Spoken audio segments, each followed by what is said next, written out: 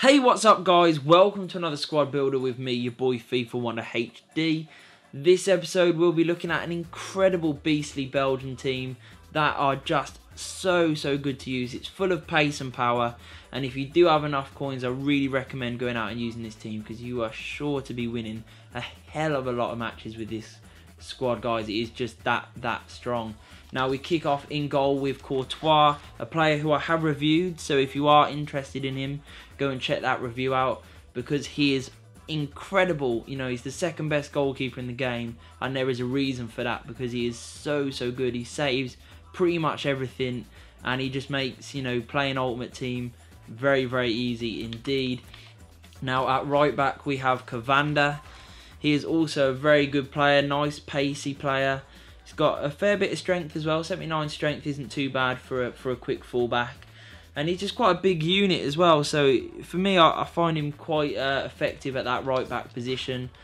Partnering him, we have Vertonghen, someone who's always been very good in Ultimate Team. This year, no exception. He's strong. He's got great tackling, good heading. Just a very solid centre back, especially when you combine him with this guy, Vincent Kompany, the man mountain that is. He is incredible. He always has been in the last sort of couple of Ultimate Teams, and his standard card is just way above pretty much every other centre back in the whole game. Very good. Not too expensive for how good he is, and I would really recommend going out and trying him. At left back we have Tishmanga. Very similar to Kovanda in terms of his pace, you know, for a fullback is always good, and a silver card rated the same. But he's a little bit, you know, more physical than Kovanda in my opinion. His physical stats are just incredible in terms of his agility, his balance, his acceleration, his jumping. His strength isn't bad either at 73, and he's got a few decent, you know, sort of stand tackle at 70, sliding at 72. So he can do a bit of defending, but obviously his pace is his real key strength there. Now we move on to the CDM position, guys, and we have Nanigolon or Nainggolan. I'm not quite sure how to pronounce that, so forgive me if I have messed that up. I probably have. This guy is very similar to the likes of Pogba, Guarin, that sort of player. You know, he's a great all-rounder. Could play in any position in the midfield, to be honest. So you could use him at cam, centre mid, or CDM. I've gone for CDM because of his sort of tackling attributes. 84 sliding tackle and 81 standing tackle, I think is just incredible. And then his passing is good, so he can get the ball up the pitch and keep it nicely. He's also got really good ball control. His sort of acceleration's good, his stamina, his strength.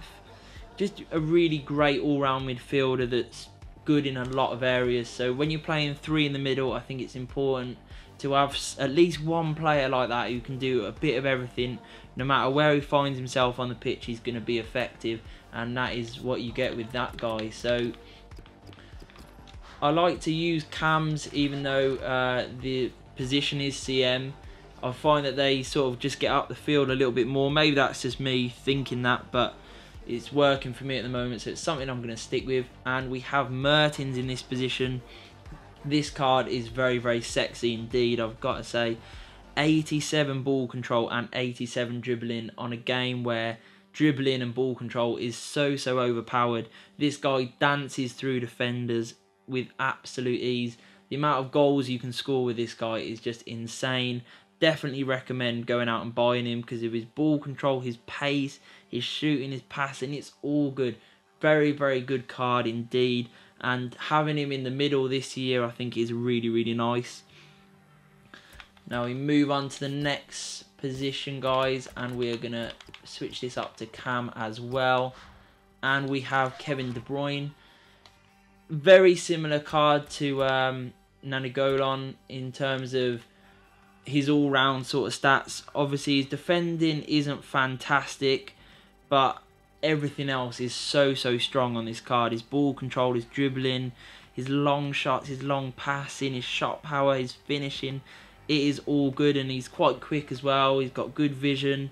He's just a really good sort of all-round player, and while people may be put off by his sort of strength and his sort of tackling abilities, to be honest, I haven't found that too much of a problem when using him. He's definitely more than capable of throwing in a good tackle or two, so don't be put off in that regard. In my opinion, he is very, very good indeed.